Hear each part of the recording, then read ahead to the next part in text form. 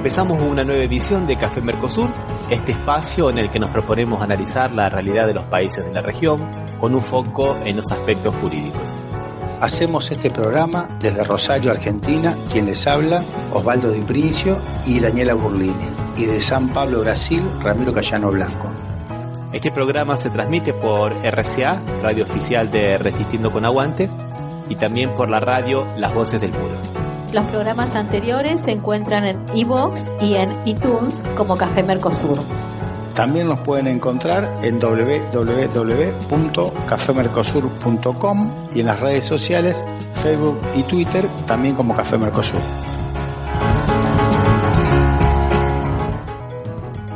Bueno, aquí estamos nuevamente en un nuevo encuentro de Café Mercosur, el número 69, con Daniela Burlini desde Rosario. ¿Cómo te va, Daniela? ¿Cómo estás?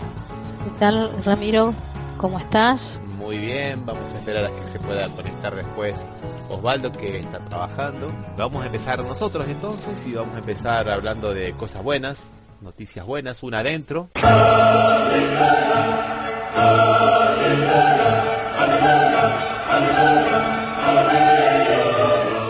Y tiene que ver con una noticia de Argentina que se relaciona con los derechos humanos, ¿no es verdad, Daniela? Sí, en esta época de derechos convulsionados tenemos una noticia que nos vuelve a poner contentos. Bueno, ¿la das vos? La noticia. Se encontró la nieta desaparecida número 126 y eso es todo una verdadera noticia muy pero muy buena porque nos reconcilia de alguna manera con el pasado, ¿no? Faltan muchos, pero que aparezca una nueva, cada nueva es una victoria, ¿no?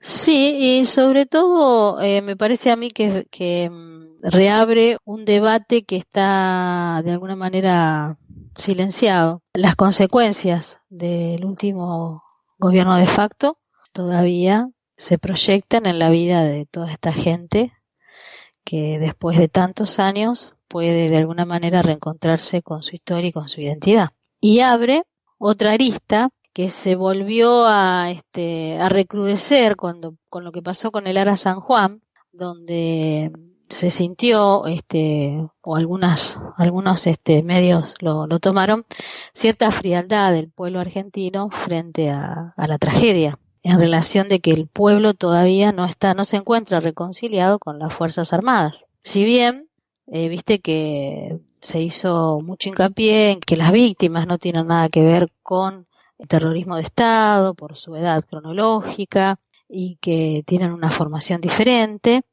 sin embargo, no podemos soslayar que las consecuencias de esa dictadura que parecería tan lejana, las vivimos cotidianamente. Por ejemplo, en el caso de los nietos recuperados. No sé qué te parece. Sí, es verdad, Daniela. Y es la única forma de que se cierren las cicatrices. Saber qué pasó es la única forma de poder elaborar el duelo. Estaba pensando ahora en este criminal nazi que condenaron la semana pasada en Alemania. Pasaron 70 años y ya prácticamente dos o tres generaciones crecieron de alguna manera con el estigma de haber sido alemanes, ¿no? Y que haber producido uno de los genocidios más grandes de la historia.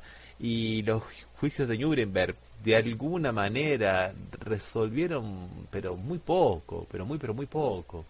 Entonces, no es malo todo esto, no es malo. Saber qué pasó y poder de alguna manera condenar a los culpables, o intentar por lo menos condenar a los culpables, o tratar de luchar para que las cosas negativas que ocurrieron en aquella época, con lo poquito que se puede hacer ahora, no digo que se subsanen, pero que por lo menos un paliativo, ya eso es una cosa muy pero muy buena. Creo que nos va a ayudar a crecer como pueblo, ¿no? Tantas cosas hemos ocultado en la historia que me parece que es un momento en el cual nosotros nos enfrentemos con la historia y sepamos realmente como pueblo adulto ver qué pasó, hacer un verdadero mea culpa y tratar de ir viendo qué se soluciona, qué se resuelve como por ejemplo aquí en estos casos, ¿no? Que una persona que vivió en una mentira, ¿no? Casi 35 años en una familia de mentira, muchas veces familias que podrían haber sido hasta de los propios apropiadores, ¿no? Entonces reconciliarse con la verdad es una cosa que me parece muy muy positiva. No sé qué pensás vos, Daniel. Sí, pienso que por supuesto que en esto tiene también mucho que ver los tiempos de la justicia. Pasaron 35 años, 36 años.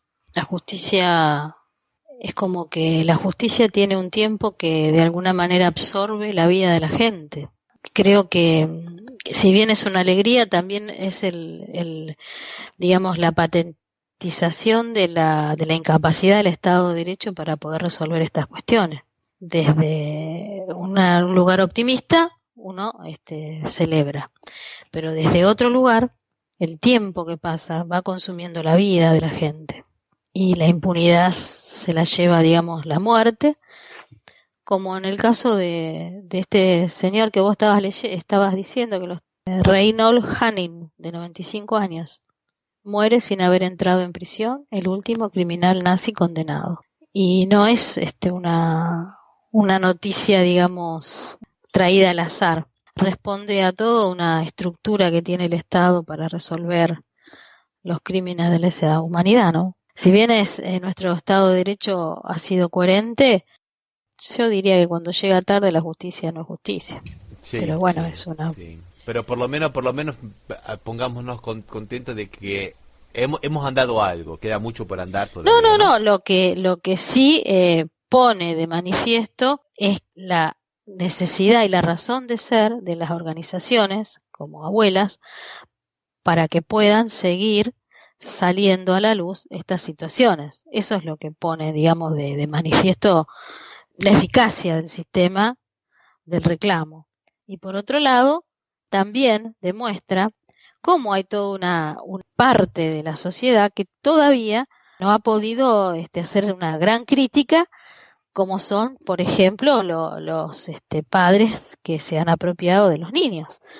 O sea, atrás de cada niño recuperado, hay un montón de gente que estaba de acuerdo con esa situación y que no fue a decirlo al Estado de Derecho. No son la mamá y el papá. Atrás hubo todo un sistema de silencios, de complicidades, de anuencias, el aparato judicial, el aparato el servicio médico.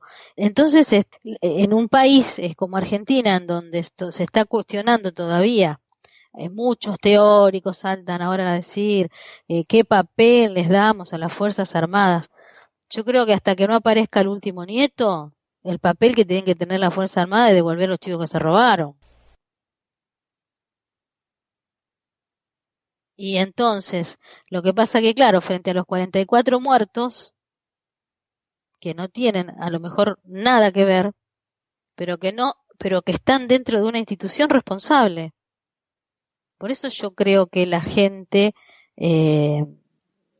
cuando dicen ¿por qué no hay solidaridad?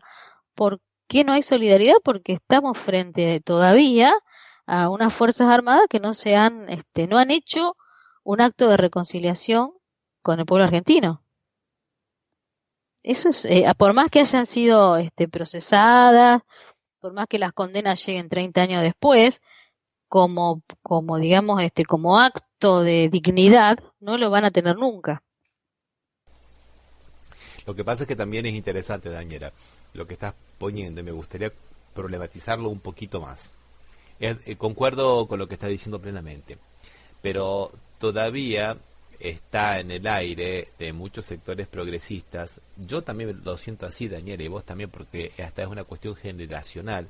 Nosotros que éramos muy jóvenes en la vuelta de la democracia, fue muy difícil entender que la dictadura fue cívico-militar. Entonces los militares cargaron con toda la parte sucia de la dictadura y bueno, en el mega juicio de la semana pasada, Jorge Alemán, el ministro de Economía, salió libre y él había tenido una participación impresionante. Y no nos olvidemos de que los militares hicieron el trabajo sucio de un sector de la sociedad argentina y que el golpe de Estado no se hizo en los cuarteles, se hizo en el departamento de Martínez de Oz desde 7 meses antes de haberlo dado.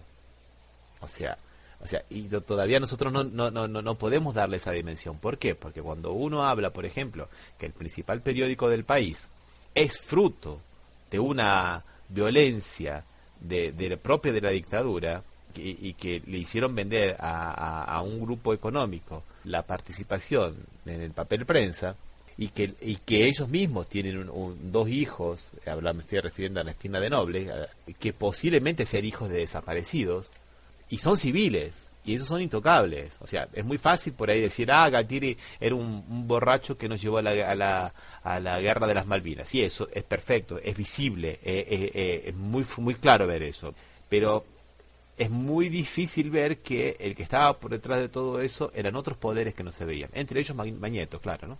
Y otros más que había, ¿no? Y mucha gente que hizo mucho negocio con eso, que fueron los verdaderos, digamos, el verdadero poder tras la sombra de la dictadura.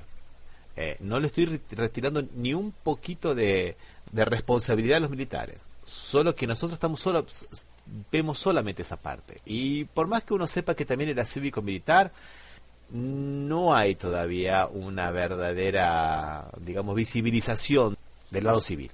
No lo tenemos tan claro. Inclusive tenemos algunas personas aún en el gobierno hoy que participaron en aquella oportunidad. Tenés razón, sí. Bueno, vamos a hacer una pequeña pausa musical, entonces vamos a escuchar una canción de La Vaca Multicolor que se llama A San Seferino.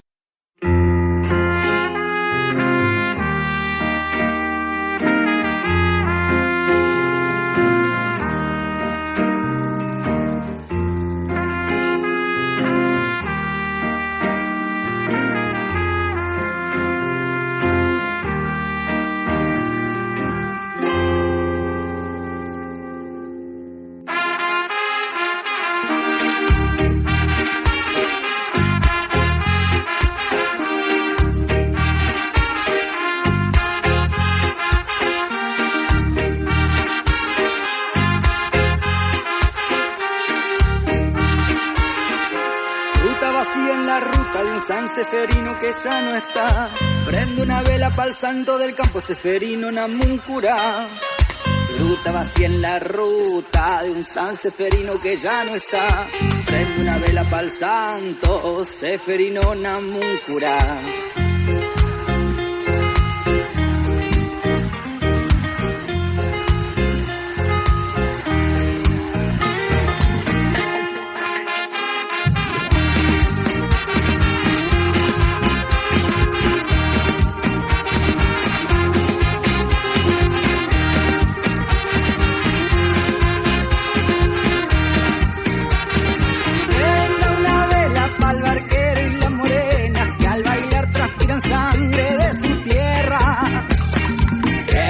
Apague la vela por la sangre que vendrá.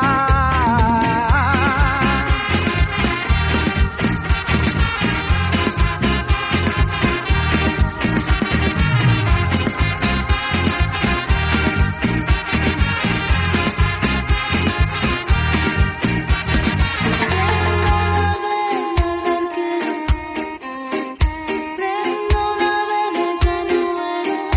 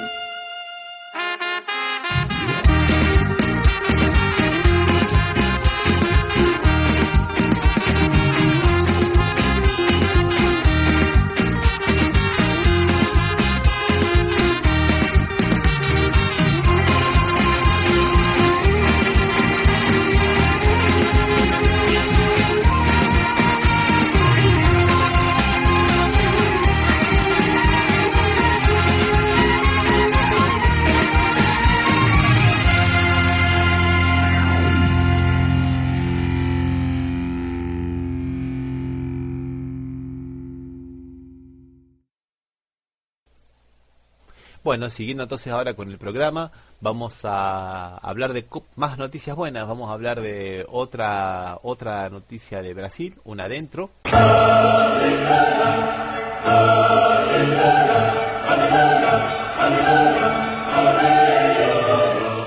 Y tiene que ver con el Supremo Tribunal Federal, que decidió el día 30 por la constitucionalidad del programa Más Médicos. Te cuento, Daniela, el programa Más Médicos fue creado por la presidenta Dilma Rousseff en 2013 y, digamos, importó médicos de fuera de Brasil. No fueron pocos, llegaron a ser 6.000 médicos que trajo principalmente de Cuba, que es el país que más médicos tiene, pero también fueron de varios otros lugares, fueron de Argentina, de Uruguay, inclusive muchos médicos brasileros que se reciben afuera, pero no pueden hacer lo que se llama el examen de la revalidación. El examen de la revalidación del diploma de médico acá en Brasil, Daniela, es terrible, no pasa nadie. De 450 más o menos, calculá que aprueban 16, 17, nunca más que eso. ¿Es para tener la matrícula pequeña? Exactamente, es para que te habiliten a ser médico aquí en Brasil. Lo que pasa es que aquí en Brasil hay facultades públicas, que son las menos, que son muy buenas, y cualquier cantidad de facultades privadas que están asociadas con los médicos y con los colegios médicos, ¿no? Que te cobran una fortuna para poder estudiar. Imagínate que un curso normal de medicina en los primeros años, que es lo más bajo, te puede estar costando 20.000 pesos por mes. Entonces eso genera una casta médica muy rica, porque ya vienen de cuna, y con una pésima instrucción, pero con una soberbia impresionante. Entonces, que les llegaran médicos de Cuba, que fueran a trabajar a donde ellos nunca iban a trabajar, que era principalmente en municipios muy pobres, en barrios periféricos y en el norte de Brasil, donde había poblaciones que nunca habían visto un médico. Eso generó una reacción de la clase médica impresionante, con algunas manifestaciones de racismo. Primero cuestionaban el hecho de que no hicieran el examen de la revalidación del diploma. Acá los médicos en Brasil no hacen examen de revalidación de diploma. Los abogados sí. Los abogados para poder tener la autorización del colegio de abogados tienen que hacer un examen que lo aprueban aproximadamente el 15% de los que lo hacen. Imagínate vos el nivel de las facultades, ¿no? Y de medicina no hay. Se hace todos los años uno que es voluntario, que da puntaje. Primero, es voluntario y da puntaje. O sea que lo hacen las personas que creen que están un poco mejor preparadas que el resto, ¿no? Y lo aprueba el 47% de las personas, de los médicos. La mayoría no consigue aprobar ese examen voluntario al cual ellos mismos se inscribieron. Imagínate si le tomás a los otros que no se presentan, ¿no? Pero bueno, fue una cuestión, un espíritu de cuerpo muy fuerte, un espíritu corporativista. Y entonces plantearon la inconstitucionalidad de la medida del Poder Ejecutivo, ¿así fue? En varios lugares plantearon, los colegios médicos, todos se oponían a este programa Más Médicos, fue una verdadera lucha de Dilma Rousseff. ¿Y quién los bancaba? ¿El Ejecutivo? ¿Estaban pagados por el Estado? Los estaban pagados por el Estado a través de un programa con la Organización Panamericana de Salud, y ellos les pagaban a los países, a Cuba y lo que fuera, ¿no? Escúchame, y no contaban con los médicos nativos porque decían que no estaban capacitados, o también se podían anotar los médicos nativos en ese programa. No, los médicos de aquí de Brasil también podían anotarse. Claro, está podían bien. anotarse tranquilamente. ¿La selección con qué criterio era? No, la selección con el criterio de que quisieran ir a los lugares que el gobierno determinaba. Que les pagaba un plus, pero claro, lo que pasa es que nadie quiere salir de las grandes ciudades. Ellos tienen un poco de razón a veces con lo que dicen. ¿Por qué que me voy a ir de una gran ciudad a trabajar a un municipio que me pone un dispensario y después yo no tengo gasas ni tengo remedios para aplicar a los pacientes? Es una crítica que vale. Bueno, los médicos cubanos vinieron y demostraron que esa crítica tenía límites, ¿no? Porque aún así se podía hacer cosas. Por otro lado, las municipalidades decían, ¿para qué que voy a comprar medicamentos y equipos en un dispensario que no tiene médicos? Entonces, claro, era como el huevo y la gallina. Claro, eso mismo fue lo que pregunté. Es eso, ¿para qué voy a poner médicos si no tengo gas? ¿Y para qué voy a ir a atender si no hay gas? Entonces, queda todo en un círculo sin solución. El planteo jurídico lo hizo el colegio médico. Varios colegios médicos lo hicieron. Varios colegios médicos lo hicieron porque se decía que eso estaba violando por las normas legales, porque como no rendían el examen de la revalidación del diploma, entonces que estaban colocando a la población brasileña en riesgo porque supuestamente iban a ser atendidos por médicos que no estaban capacitados y todo ese tipo de cosas. Fuera el hecho del racismo, ¿no? Te cuento sinceramente, después muchos colectivos médicos tuvieron que salir a pedir disculpas públicamente porque trataban a los cubanos, les gritaban cuando llegaban a los aeropuertos, les decía que se volvieran a Cuba, los trataban de negros y no sé qué más. Una médica dijo, pero ¿cómo me voy a atender con esa mujer si tiene el pelo como mi empleada? Así. No, las cosas que se vieron acá, Daniel, en la época del MAS médico era, por un lado, la gratitud y el amor del pueblo que veía médicos, claro que eso lo veías únicamente en algunos programas muy especiales de las 2 o 3 de la mañana que te lo pasaban, y después las manifestaciones de odio que todos los medios trataban de ocultar porque daba vergüenza ajena, ¿no? Te leo un ratito esto que te va a gustar, que es la letra de esta canción. Decía, quisiera hacerlo de ayer, pero introduciendo un cambio. No metas cambios, Hilario, que está el jefe por ahí. ¿Por qué está de jefe? Porque va a caballo. ¿Por qué va a caballo? Porque no se baja. ¿Por qué no se baja? Porque vale mucho. ¿Y cómo lo sabe? Porque está muy claro. ¿Por qué está tan claro? Porque está de jefe. Eso mismo fue lo que yo le pregunté. ¿Por qué está de jefe? Y esto más o menos fue un poco así. Estos médicos vinieron a romper un lugar común, que era una situación social que los médicos siempre han tenido en Brasil, que vinieran a cuestionarlo otros médicos de otros lados. Claro, lo que pasa que también viste que tiene mucho que ver con el poder hegemónico de la ciencia dura, heteropatriarcal de los médicos, ¿no? Ese poder absoluto que no se discute sobre la vida y sobre la muerte de la gente, asociado a lo neutro, a lo científico. Fíjate acá cómo los científicos se politizaron y se les terminó la ciencia cuando vieron que se les venía gente que les hacía el trabajo que ellos no querían hacer. Exactamente. Muy bueno lo de Dilma. No, y muy bueno este reconocimiento después del Supremo Tribunal Federal, que reconoció que era totalmente constitucional esa medida provisoria y que no importa que no hayan tenido los diplomas de revalidación, porque había una necesidad muy superior a eso, y que bueno, no hubo ningún caso de que se haya demostrado de mala praxis con el tiempo, ¿no? Como dice la misma abogada general de la Unión que defendía la medida, ¿no? Lo que se buscó fue construir un gran programa que tuviese una mirada diferente, en especial en aquellas comunidades más carenciadas y aquella parte de la población que de los municipios que vivían en un estado de extrema pobreza, y que entre un médico mal preparado y la nada, bueno, creo que es muy fácil, la elección es fácil, ¿no? Seguro. Bueno, hacemos otra pausa musical. ¿Qué te parece, Daniela? Sí. Y vemos si le incorporamos a Osvaldo, que me parece que está llegando. Bueno, vamos a ver entonces. Vamos a escuchar entonces un tema que se llama Abre tu corazón, de La Banda en Flor. ¿Vamos, Daniela? Vamos.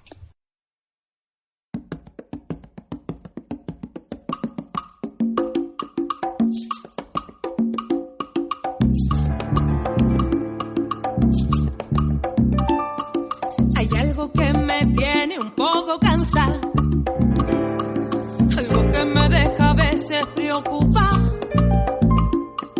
En mi país todavía queda gente que discrimina lo que otras personas sienten.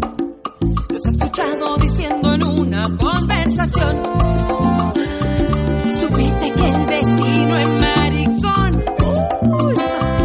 Yo no tengo problemas, son personas normales, mientras no caminen de la mano por la calle.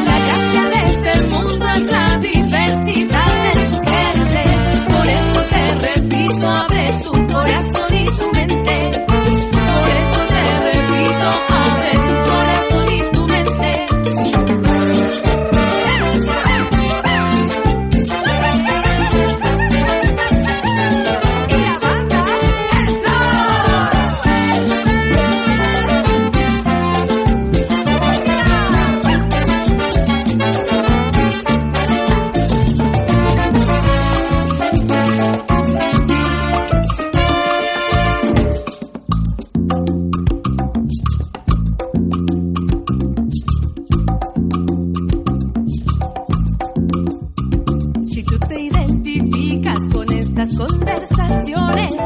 Es que te quedan muchas vidas para que evoluciones. Dices que los aceptas mientras no se metan contigo, pero con ese pensamiento se fue a la mierda tu atractivo. Mira quién está al lado, ten cuidado con lo que dices. No vayas a dañarlo y dejarle cicatrices. Con esta canción pido un deseo con ansias, que este mundo se inunde de respeto y tolerancia.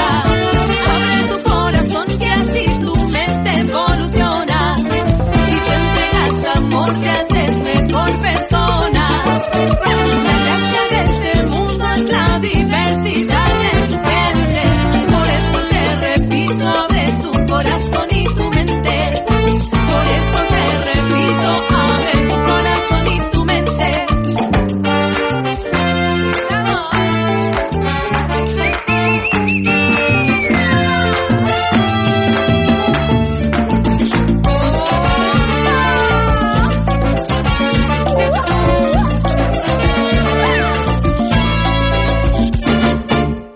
Lo que siembras cosechas.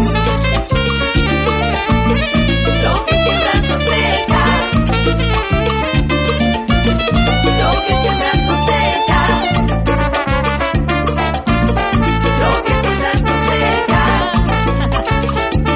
No se debe corregir a la naturaleza.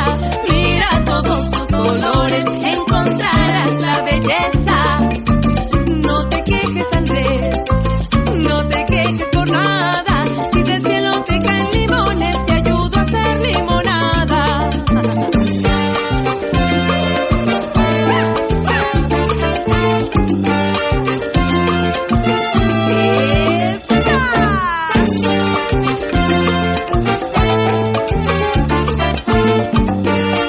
Lo que siembra, cosecha.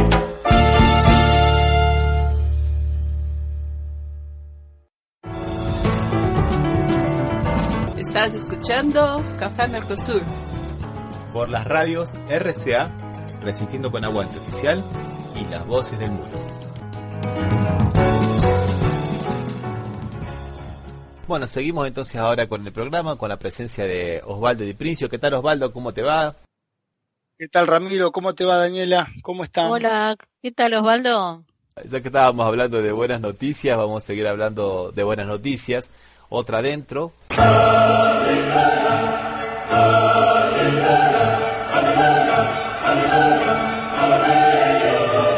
Que también viene de Argentina y tiene que ver también con los derechos humanos, con los vuelos de la muerte que han condenado a varios homicidas por delitos de lesa humanidad.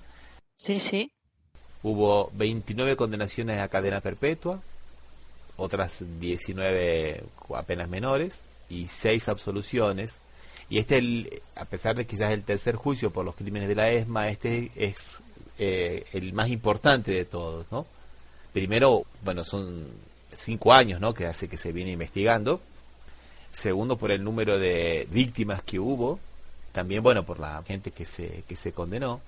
Y una cosa que a mí me parece muy importante de este proceso es que ahora sí, ya porque se dio por probado la responsabilidad de los pilotos en los crímenes de los vuelos de la muerte. Algunos siguen trabajando hasta hoy, ¿no? Como el caso de Julio Poch, que bueno, fue el único absuelto por los 3 jueces, ¿no? Pero bueno, siguieron trabajando, ¿no? Lo más lindo que estaba mirando que Julio Poch trabaja en una línea de bandera holandesa. Él tiene la doble nacionalidad, Osvaldo. No, está bien, pero justamente que los holandeses siempre parecería que eran los campeones de los derechos humanos, los que siempre estaban en función de defender esa situación, aceptan un genocida de estos dentro de una línea de su propia bandera. Por más que haya sido tenido la doble nacionalidad, o sea, que tenga la doble nacionalidad, sin ir más lejos, Eichmann tenía la nacionalidad argentina también, y sin embargo, no por eso lo hemos defendido de la situación, ¿no? Tenés razón, Osvaldo, tenés mucha razón. Principalmente si nosotros pensamos de que por cuestión de protocolo, el papá de Máxima Zorrayeta no pudo participar de la boda de su hija porque había sido el secretario de Agricultura de Videla. Entonces, ¿por qué este hombre? Y lo que pasa es que, según me estaba explicando otro compañero que vive en Holanda también últimamente sí hay una grieta muy grande. Ya no es la Holanda que nosotros creemos y que tenemos idealizada. O sea, hay un poco partidos de centro derecha o neonazis, ¿no? Que están teniendo cierta trascendencia o cierta participación electoral, me parece, no lo tengo bien presente, me parece que tener algún recuerdo. No sé ustedes qué les parece. Según lo que él me cuenta, hay dos cosas que pasan, Osvaldo. Una, la que vos decís, estos nuevos partidos de centro derecha, y por otro lado una desmovilización del campo más popular, digamos, ¿no? Él comenta que, por ejemplo, antiguamente por una manifestación, por alguna causa de los derechos humanos en cualquier lugar del mundo, si había 1000 manifestantes era un fracaso. Hoy juntar 100 es un éxito. Sí, y la verdad, sí, todos nos acordamos de lo que pasó en el Mundial 78, que la selección holandesa no vino con una de sus máximas figuras, que era Johan Cruyff, y dice que no vino justamente en reprobación de la situación de los derechos humanos acá, de la represión que había sobre los sectores. Y realmente ahora ver que protegen o sea, aparte lo aberrante del delito, que en sí mismo es aberrante y ofende a cualquiera, un delito de ese carácter. O sea, recuerda las peores conductas que tenía la mafia en Chicago cuando tiraban los lagos los contrarios o los que tenían que ser muertos con un peso para que se ahogaran y lo comieran los peces. Realmente un delito que en sí mismo reprueba, y que los holandeses tomen esa actitud de defenderlo. Parece que algo no está bien, parece que algo está podrido en Dinamarca, es que dice Shakespeare. Voy a aprovechar lo que acabas de decir para hacer una pequeña aclaración. Como hay mucha gente que nos escucha de Estados Unidos, de Brasil y de algunas otras partes como Japón y Europa, pueden que se hayan enterado de esta noticia, como pasó aquí en Brasil, aquí se le dio extrañamente una amplia difusión, inclusive hasta por la Red Globo, pero ellos decían que los vuelos de la muerte arrojaban las personas al río. Lo que pasa es que hay que entender que era el Río de la Plata, y el Río de la Plata es un río que es muy ancho. El mar dulce, casi es un mar dulce, ¿no? En la parte más ancha tiene 192 kilómetros. O sea que no es un río que uno lo cruza nadando. No, realmente por eso. Pero escuchar que los holandeses, vos sabés que no me entra en la cabeza todavía, no lo puedo creer, ¿no? Daniela, vos querías leer los nombres de las personas que habían sido condenadas, ¿no? Sí, creo que lo más destacado es Astiz, que volvió a ser condenado. Otra vez. Ya hablamos del que tuvo el voto de los 3 para salir absuelto. Lo importante es que dieron probado de que existieron los vuelos como mecánica de exterminio masivo. Hubo 29 perpetuas y 10 condenas, entre 8 y 10 años. También hubo otras 9 condenas, entre 10 y 25 años, y 6 absoluciones. ¿A quién se lo absolvió? Pregunta como maestra, como profesora de historia. A ver chicos, ¿a quién absolvieron que fue un ministro del gobierno de facto? Un tal de Juan Alemán. Sí, a ver, Juan Alemán. A él lo absolvieron. Los Alemán parece como que estén blindados para este tipo de cosas, porque siempre van pasando y tuvieron participación en todos los últimos golpes militares, ¿eh? Sí. Y siempre zafan de todo este tipo de cuestiones, qué sé yo, por algo será, ¿no? Que zafan. No, es verdad, sí, hay toda una cuestión de la ¿cómo es? Hay toda una cuestión de pactos de sangre y todo ese tipo de cosas, inclusive cuando algunos que fueron absueltos conmemoraron de una forma muy eufórica, ¿no? Y hasta, digamos, desafiadora, ¿no? Es un poco eso también, hay un pacto de sangre y de ocultamiento y de silencio, ¿no? Bueno, vamos a hacer una pequeña pausa musical, señores. Vamos a escuchar entonces una canción aquí de Brasil, que es de una banda que ya escuchamos la vez pasada, que se llama Francisco el Hombre. Pero ahora vamos a escuchar un tema que se llama interesante, ¿no? Está con dólar, está con Deus. Si estás con el dólar, estás con Dios. ¿Vamos? Dale.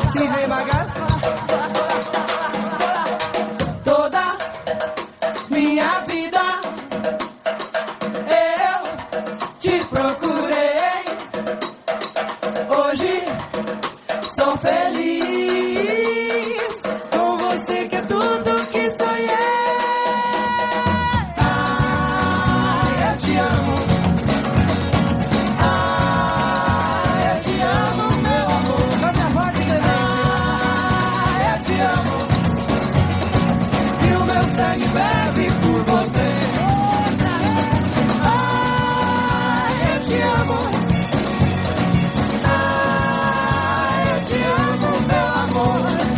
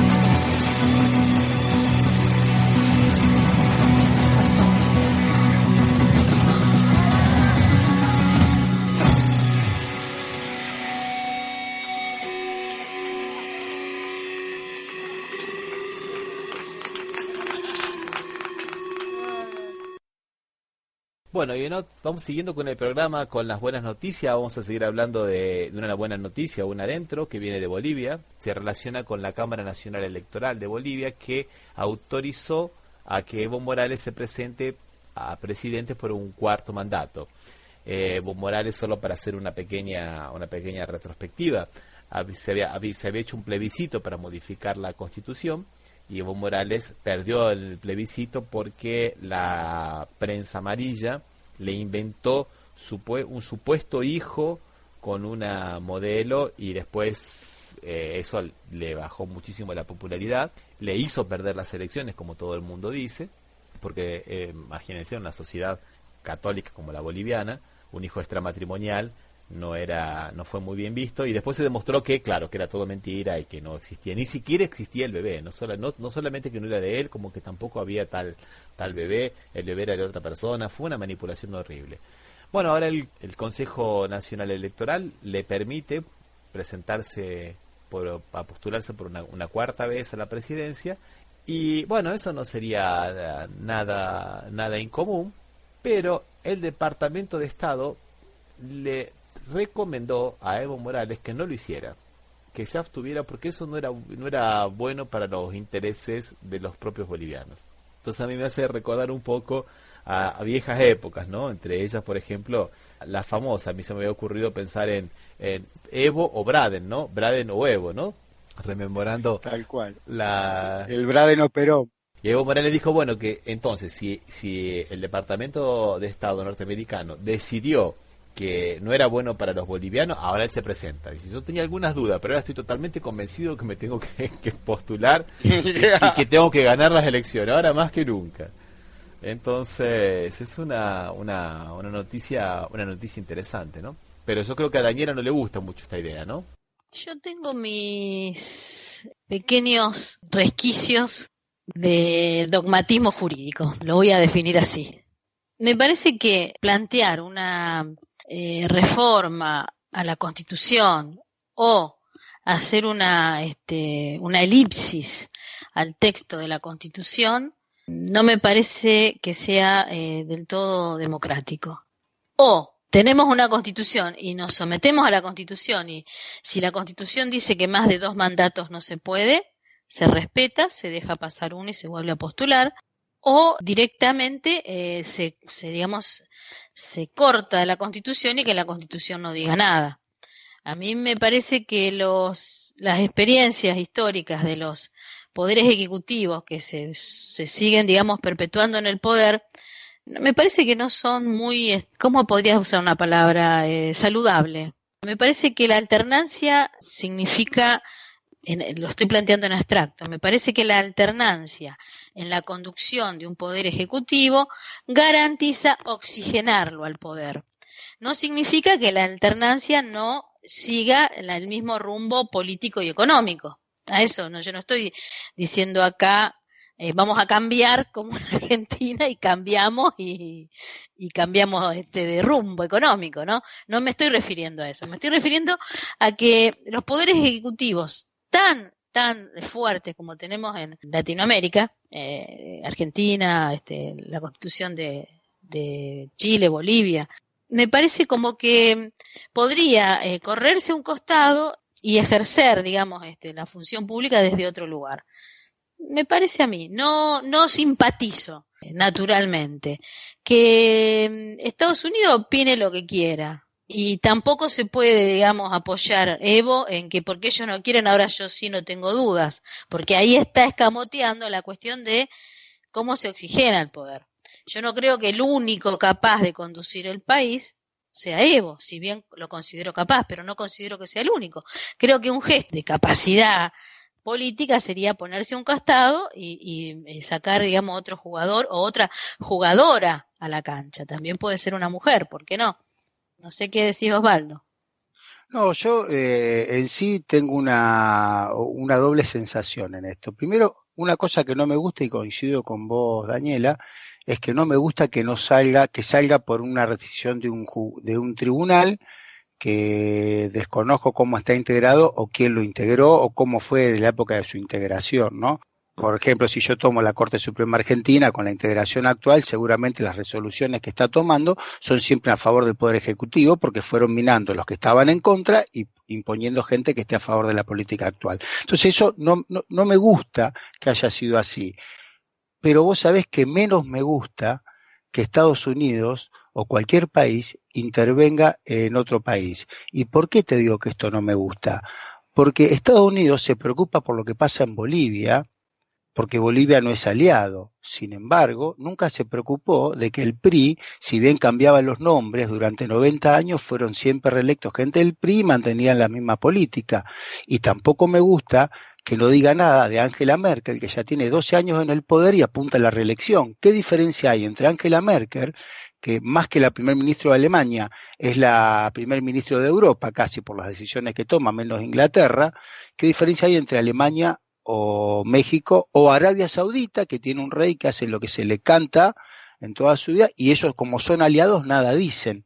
Ese doble discurso de Estados Unidos me molesta, y me parece que si vos sos amigo de ellos, no le importa lo que haces, le importa solamente si no estás de acuerdo con su política, pero me hace ruido de todas maneras la manera que llega a la reelección, ¿no? Que llega a la posibilidad de ser reelecto, perdón. Sí, hay un autor que me parece muy interesante para estudiar, que se llama Jeremy Waldron, Waldron.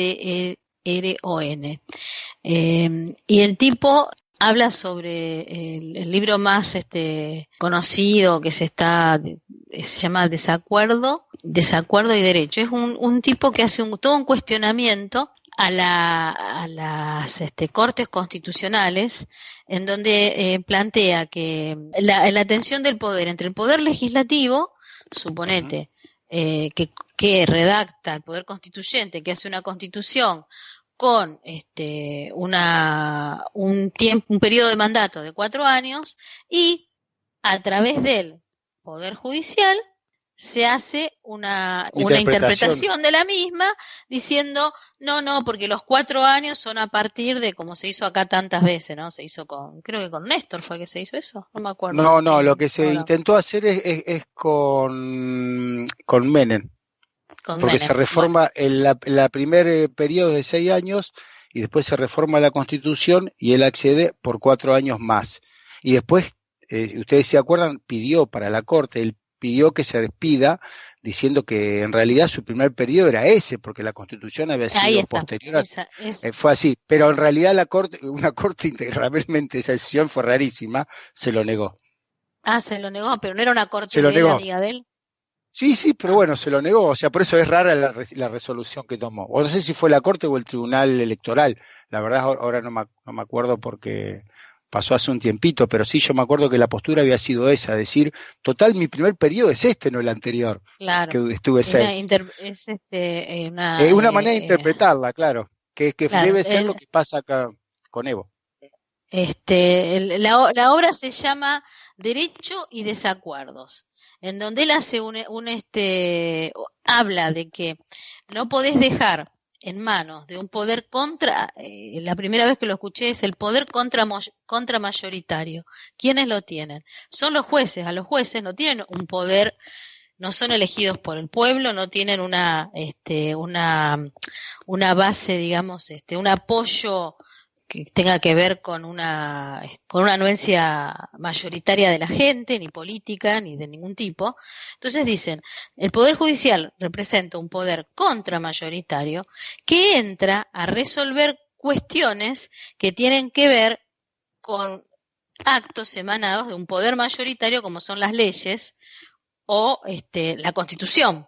Entonces, ahí se presentan las rispideces, las tensiones, en donde él dice, no puede quedar en manos de un solo juez declarar la inconstitucionalidad, suponete, de una norma que fue el producto del debate y de la elaboración de las que son representantes del pueblo, en manos de alguien que tiene un poder contramayoritario. Tiene que ser muy cuidadoso. Y está planteando de alguna manera escamoteado la cuestión del gobierno de los jueces. No, está bien, Daniela, me parece bien lo que estás diciendo, pero lo que pasa es que el juez, acá en este caso hay que tener un poco en claro lo siguiente, acá los jueces no están colocando a Evo Morales como presidente, le están permitiendo que la gente lo vote. La gente, y digamos, o sea, en cuanto a la soberanía popular, me parece que la idea es esa, no cortar. Ahí está la cuestión. Porque ahora acá en Brasil estamos con un caso más o menos parecido, con una condena de un tribunal de segunda instancia le pueden interdictar la posibilidad que la gente vote a Lula. O sea, tanto puede ser como, concuerdo con eso, es una cosa muy peligrosa. Yo particularmente creo que yo soy más partidario de que, bueno, se presenten y que la gente lo vote si son buenos o no. Claro, eso también sería otra cuestión, eso sería también una cuestión, pero que, Rami, lo que vos decís yo coincido, que la dejen postularse, suponete, me acuerdo que a Cristina yo decía, que le permitan volver a postularse y que la gente decida. Eso, desde un razonamiento que tenga que ver con la mayor amplitud del ejercicio de los derechos, está perfecto. Pero por otro lado, ¿por qué tengo una constitución que no me lo permite? Porque hubo un acuerdo primario que así lo decidió. Entonces yo no puedo recurrir a un poder contramayoritario para que diga que es inconstitucional. Lo que pasa es que a mí yo lo veo desde una perspectiva no tan jurídica, de una perspectiva un poco más sociopolítica, y veo que simplemente las constituciones son frutos de algunos ciertos permisos que las élites le dan a la población, pero de alguna manera siempre tienen una llave de resguardo. Y pienso así en algunos periodos de la historia, ¿no? Uno de los periodos de la historia democrática de la Argentina, donde más soberanía popular hubo, fue Hipólito Yrigoyen, y no le permitieron que se reeligiera porque tenía esa cláusula de la Constitución. ¿Y qué pasó? Vino Alvear. ¿Y qué pasó? Se alvearizó absolutamente todo y las élites volvieron a reinar en este país, tanto que después lo reeligen a Hipólito Yrigoyen y termina en Martín García, que lo asesinan en Martín García porque lo llevan a una cárcel en condiciones pésimas, con graves problemas respiratorios. 2 años preso y termina muerto, y después en el velorio fue una de las manifestaciones populares más grandes de la historia argentina, el velorio de Hipólito Yrigoyen. O sea, después pienso ahora en lo que ha pasado con Correa, que también tuvo esa pequeña cosa, lo tiene que presentarse Lenín Moreno, y Lenín Moreno, digamos, se vuelve a aliar a todas las élites y traiciona todo el movimiento, y ahora vuelven o sea, no creo que haya esta alternancia en el poder, sea un juez en estas repúblicas que no están todavía muy consolidadas. No creo que sea una cosa tan pura así como para plantearlo. Me parece que está bastante contaminado por las corrupciones, por los juegos de poder y por las cooptaciones, ¿no? No sé, es un punto de vista un poco más sociológico, ¿no? De todas maneras no se hagan problema porque en Bolivia ya lo solucionaron el problema. Hace un día se eligieron los jueces de los máximos tribunales por voto popular, así que ya también los jueces son elegidos por voto popular en Bolivia. Ah, eso no lo sabía. Y además un estado, lo que pasa es que yo creo que plurinacional. Claro, y yo no sé si ese estado plurinacional hay otra persona que tenga el pulso suficiente como para mantenerlo. Ya con el hecho de que cuando salió esto ya hubo, también que fueron rápidamente contenidas, ¿no? Pero ya hubo manifestaciones de violencia muy grandes en Santa Cruz de la Sierra. O sea, hay todo un verdadero proceso muy interesante en Bolivia del cual vamos a tener que hablar. y bueno, es interesante. Yo entiendo lo que vos decís, Daniela, digamos, como Osvaldo también estoy dividido, ¿no? Mi mente piensa una cosa pero mi corazón dice otra.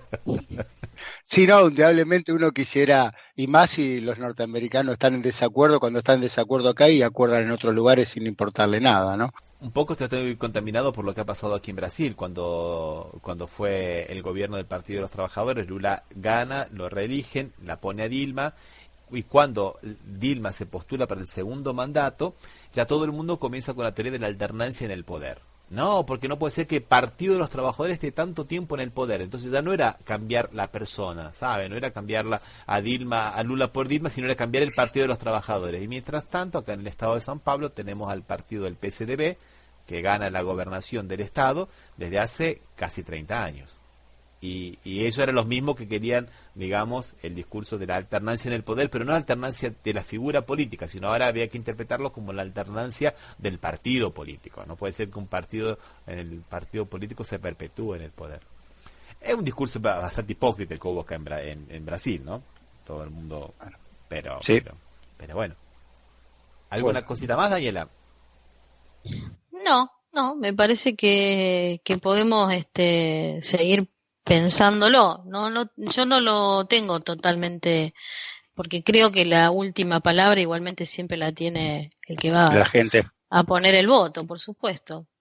Como dice el tema de Divididos, votar, rezar, llorar. ¿Se acuerdan la última palabra? ¿No? Sí. Sí. En fin. Bueno, gente, nos dejamos por aquí, entonces se nos ha terminado el programa. Sí. Y les recordamos que pueden encontrar noticias relacionadas con el tema y los programas anteriores en nuestra página www.cafemercosur.com, y en las redes sociales, Twitter y Facebook, también como Café Mercosur.